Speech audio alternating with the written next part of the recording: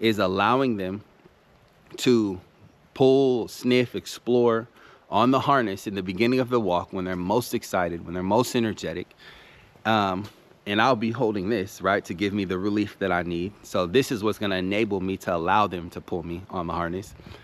And then when I notice that they're slacking the lead and that they're tired and their energy has been burnt, I'm going to disconnect the leash from their harness to their collar. And from then on, my name is Stephen Bonds.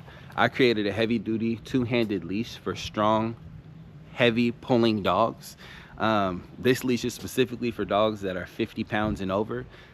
Generally, any dog that you would put a pinch collar or choke collar on because of their size, if you ever considered those, thought about using those, this leash is probably for you. What it does is it makes dogs feel lighter instantly, because holding anything with two hands is easier than holding it with one. And the same thing when you got a dog pulling you. Like if you're gonna play tug of war with somebody, you're not gonna hold the rope with one hand, you're gonna hold it with two. It's really just that simple. But I'm taking things to the next step. So I don't wanna just experience relief. I wanna train my dogs to learn the difference of when it's okay to pull and when it's not okay to pull. And that's what I'm doing in this series. I'm going on an adventure. It's really an experiment to see if I can teach my dogs to learn the difference between a harness and a collar. I want them to associate pulling with a harness, and I want them to associate a collar with a loose leash. And the way I'm gonna go about doing this is allowing them to pull, sniff, explore on the harness in the beginning of the walk when they're most excited, when they're most energetic. And I'll be holding this, right, to give me the relief that I need. So this is what's gonna enable me to allow them to pull me on the harness. And then when I notice that they're slacking the lead and that they're tired and their energy has been burnt, I'm going to disconnect the leash from their harness to their collar. And from then on, the rest of the walk will be for training purposes. I have started already, and I think I dropped the first couple videos when I didn't have any snacks or any treats, but the rest of the videos, I brought treats along, and that's where the training really started to get good. So I hope you guys will join me for that. And I'm really excited for the progress because I've never seen this approach to training, specifically the pulling behavior. What's unique about it is I'm not gonna try to stop it at all. I'm not gonna try to get rid of pulling at all. I still find value in pulling. And the value that I'm finding in it really is I want to not just reserve, I wanna preserve pulling. I wanna preserve the pulling because I want to reserve pulling for sporting purposes. I wanna allow my dogs to pull me on wheels, on skates, and that's gonna be actually the next journey that I start with. Is I will buy skates after my dogs are trained to know the difference between the harness and the collar.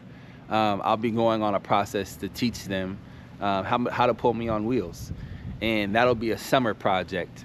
But right now it's just about training, because I know that people want to know how to stop their dog from pulling.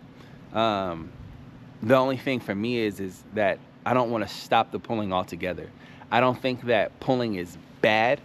I think that pulling just needs to be put in context. I think that pulling has to have its place.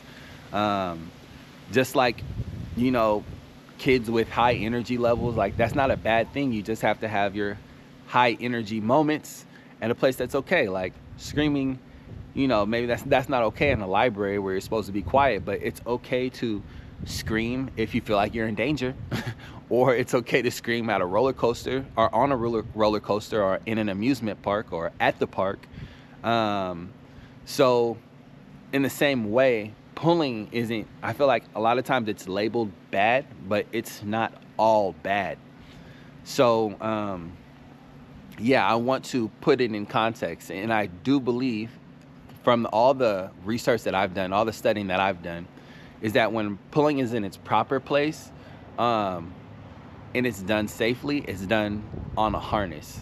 And that's just one of the ways that pulling is put in context, but specifically on a harness. So I want to allow my dogs to pull on the harness, and then I want to train them to walk loose leash on a collar, because I feel like the epitome of a trained dog isn't just a dog that always walks at the heel, but a dog that knows the difference of when it's okay to walk at the heel and when it's okay to pull on a harness. So yeah, welcome to the journey. If you have a 50-pound dog or know somebody with a heavy puller, please share this with them. Like, share this video, send this to them. If that's you and you have a friend that also has the same breed dog that you have, that has super high energy or that's a heavy puller, like, share this video with them. Join me on the journey, because I'm excited to just build a community of people who are trying something different. I do feel like this is a very holistic approach to solving the pulling problem, because it's not an approach that only takes the human into account. Like, when it comes to solving pulling, we use products that make it easier for the human but make it harder on the dog. And I am just happy to have embarked on a journey that I feel like takes account for not just the human, but also the dog and the dog's energy levels, and meeting the dog's needs, and maybe what was happening or going on with the dog prior to ever getting on the leash. Maybe the dog's been adopted and the dog never walked on a leash, or maybe the dog's been in the kennel all day, or maybe the dog's just been in the house all day and needs to get out and needs to burn some energy. In that case, it's like not really fair to put a dog on a, pinch collar or any collar for that matter, and just expect the dog to be well behaved because they have a bunch of pent up energy. So I just like that this approach gives the dog a chance to burn some energy. And then after that need has been met for the dog, it's like, all right, now let's work on some training. And yeah, that excites me. That excites me because I haven't seen that before. Like, comment, subscribe, follow us on the journey. It's gonna be a journey, and let's go out and change the world. Let's make this world a better place for my dog, for your dog, for big dogs in general.